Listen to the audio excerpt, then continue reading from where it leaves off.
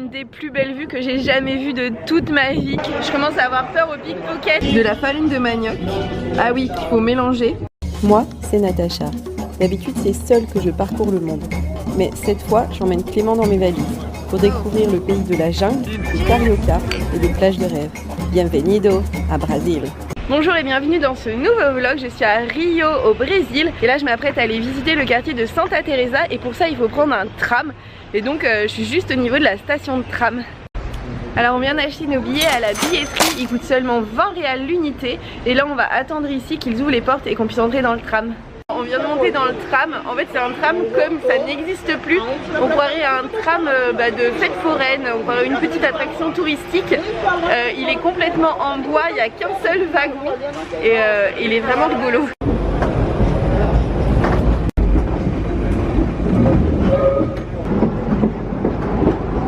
Alors ici c'est le quartier de Lapa.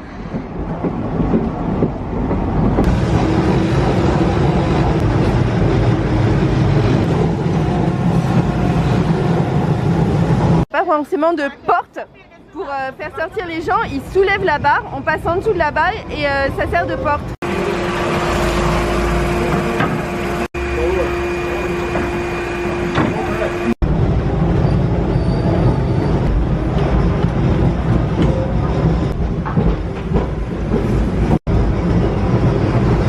En fait l'idée c'est d'aller tout au bout du tram et de ne pas descendre à Santa Teresa pour voir tout le paysage qui est très joli. Et quand vous arrivez au terminus, en fait ces espèces de rebords de sièges sont inclinables, c'est-à-dire qu'en fait ils arrivent à changer le sens des sièges en faisant tourner les dossiers et donc du coup vous repartez dans l'autre sens et comme ça, et cette fois on va revoir du coup toute la vue de l'autre côté et descendre à Santa Teresa.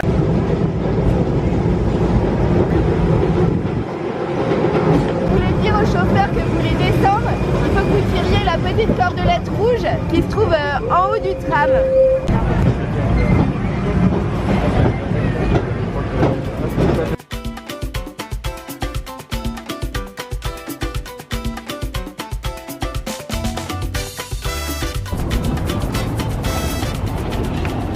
Natacha est une grande fan de voitures coccinelles, donc à chaque fois qu'elle voit une coccinelle, et c'est vrai qu'il y en a quand même beaucoup au Brésil, un petit peu plus qu'en France, elle est obligée de s'arrêter et de prendre un plan de la coccinelle. On est descendu du tram, on se promène dans les rues de Santa Teresa où il y a énormément de street art. En fait c'est un joli petit quartier, c'est pas du tout des immeubles récents mais on dirait un petit quartier résidentiel assez ancien et très modeste.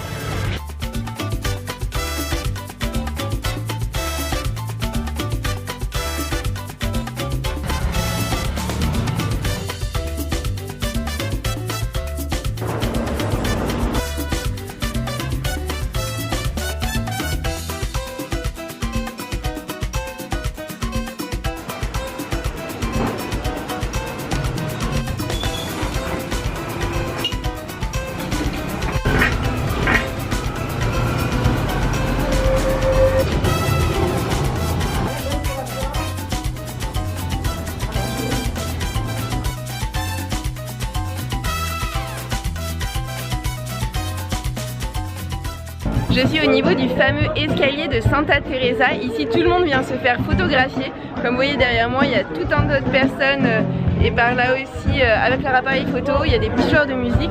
L'escalier est très joli, il a été réalisé par un artiste chilien. En fait il a collé de la mosaïque sur toutes les contremarches et sur les côtés de l'escalier, ce qui fait qu'il est très joli et très photogénique.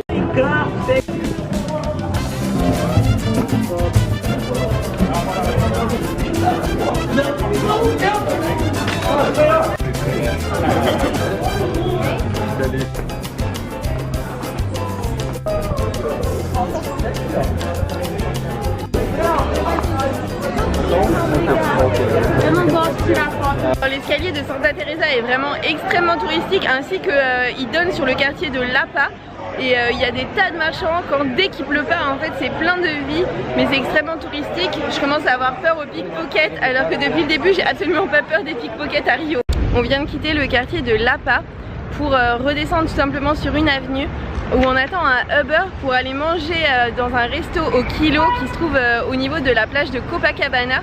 Apparemment il est délicieux, un petit peu chic mais très bon. Je suis arrivée au resto au kilo. Le principe c'est que vous payez en fonction du poids dans votre assiette, en sachant que le prix des plats est différent du prix des desserts et différent du prix du gris. Sinon c'est 3 prix en fait uniquement, et vous pouvez mettre tout ce que vous voulez dans votre assiette. Et en fait c'est seulement le prix de ce que vous avez mis dans votre assiette qui va vous être facturé. La personne qui pèse votre assiette vous donne un petit ticket comme ça, et à chaque pesée elle réinscrit combien est-ce que vous avez pris en kilos et donc le prix. Donc voici la salle que vous avez derrière moi. C'est un self, vous vous servez et vous mettez tout ce que vous voulez dans votre assiette. Moi j'avais pris de la feijoada qui est la spécialité du Brésil. C'était très bonne, une sorte de tarte fromage œuf, assez improbable mais très bonne. Enfin tout était vraiment délicieux et les desserts étaient très crémeux, et franchement je vous recommande largement cet endroit. Tout à la fin vous allez à la caisse, et au niveau de la caisse, et ben en fait vous payez.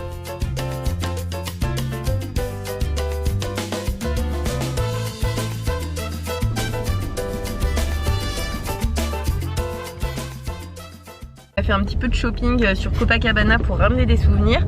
Et là on est dans un Uber pour aller au pain de sucre. On va faire une petite promenade au pied du pain de sucre, et ensuite on va monter au téléphérique tout en haut. Je suis sur une petite plage juste à côté du pain de sucre. Est-ce que vous pourriez croire que là tout de suite je suis au milieu de Rio de Janeiro?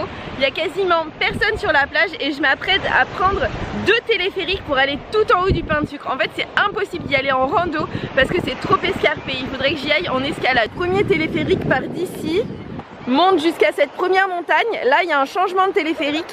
Il faut passer encore tout là pour aller ici au Pão de Açúcar. Il y a 560 millions d'années, à 25 km sous la surface de la Terre, il y a une sorte de grosse roche à de très hautes températures qui s'est formée. Au fur et à mesure, elle a monté vers le haut, comme vous voyez là.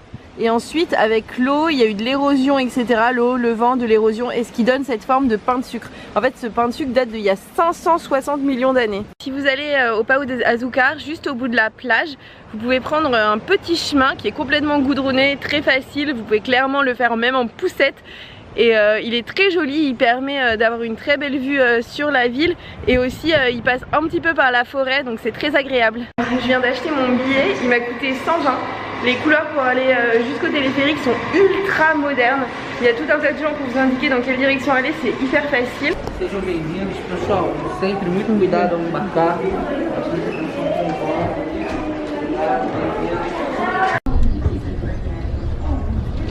Tá vendo? Donc c'est hyper rapide, très vite.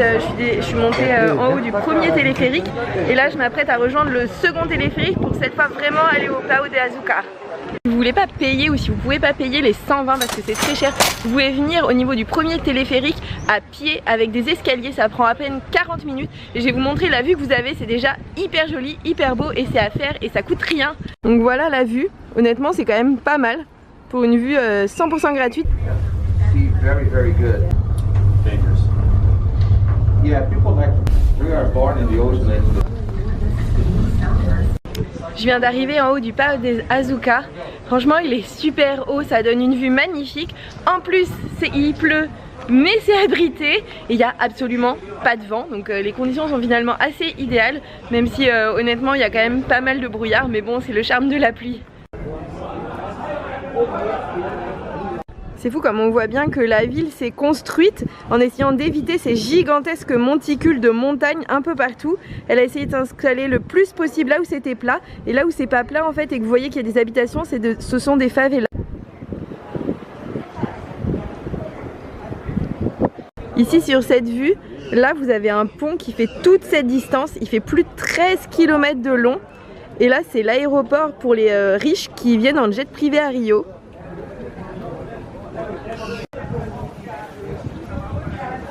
Alors on voit aussi le Corcovado de très loin. Il est là, je vais dézoomer, vous allez voir. Et là c'est la ville, il veille sur Rio et sur sa marina.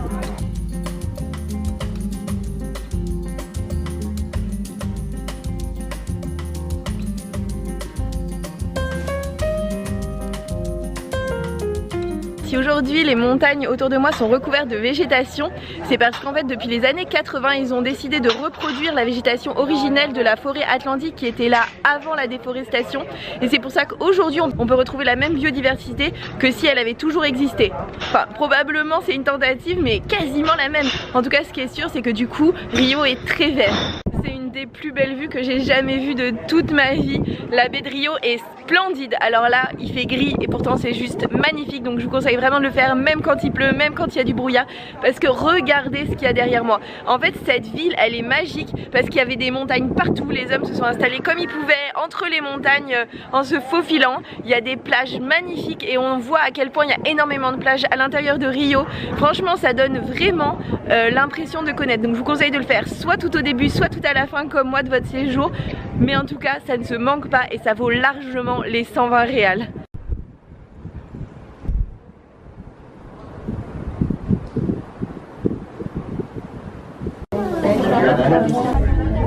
On redescend rapidement parce qu'en fait Clément n'a pas pu monter au téléphérique malheureusement pour lui, pour des histoires complètement ridicules de vaccination qui ne fonctionnent pas pareil en France et en Brésil, en sachant qu'évidemment il est vacciné en France, il a un pass sanitaire sinon il n'aurait jamais pu sortir. Bref, donc du coup je me dépêche quand même parce qu'il m'attend sur une plage. Lui il tenait vraiment à faire ce pain de sucre beaucoup moins que moi et c'est moi qui ai eu la chance de pouvoir le voir, donc voilà, c'est complètement injuste et ridicule. Quand je disais que le téléphérique était extrêmement moderne, c'est pas étonnant parce qu'ils ont commencé par ce type de téléphérique jaune. Il y a eu le téléphérique version 1972 qui était aussi super moderne. Enfin moi quand je vais au ski, et ben, en fait c'est ce type de télécabine que je prends, et celui-ci qui est complètement dingue. Il est genre ultra confortable, il est ultra sécurisé. Franchement il est trop bien. Je crois que c'est le meilleur, le plus moderne téléphérique que j'ai jamais pris.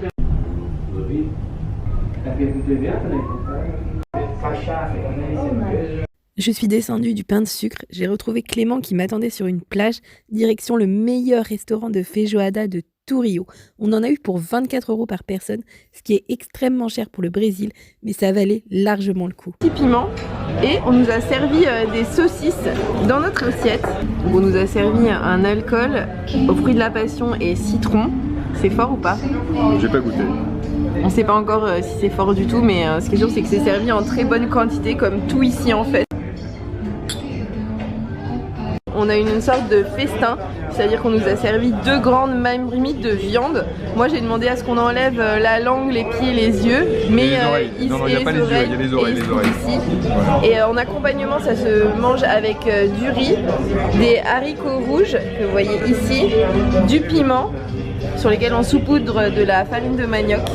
Là ça c'est du petits porc, morceaux de couenne de porc grillé. Voilà, de la couenne de porc grillée. Ça c'est du chou vert avec du manioc frit que l'on prend aussi avec des oranges, et le monsieur nous a montré comment faire pour préparer notre assiette. Et donc c'est comme ça, on commence par mettre du riz, un petit peu de haricots rouges, de la farine de manioc. Ah oui, qu'il faut mélanger, le tout doit se mélanger comme ça.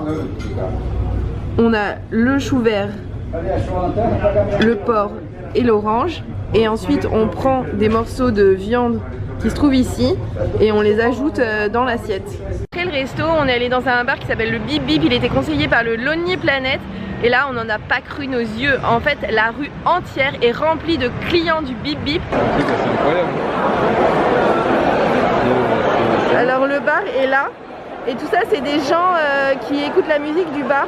Et à l'intérieur ça fait à peine 10 mètres carrés, il y a 2-3 tables.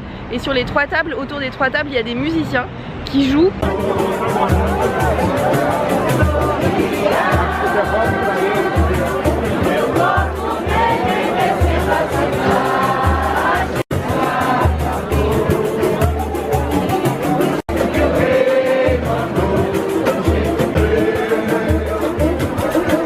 Public, enfin du coup les clients du bar sont dans la rue et sur le trottoir, ils connaissent tous les paroles des chansons.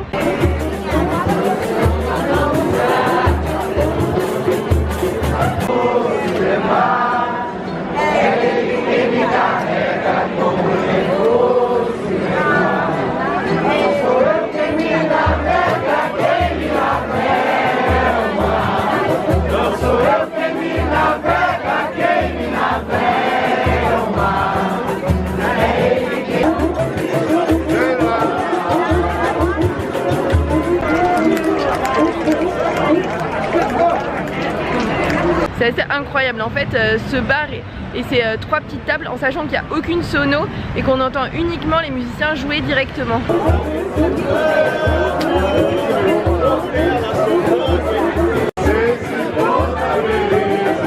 Ce qui fait qu'il y a une ambiance incroyable. En fait le bar est une extension de la rue. Les bars d'à côté en fait vendent de la bière aux clients qui écoutent de la musique.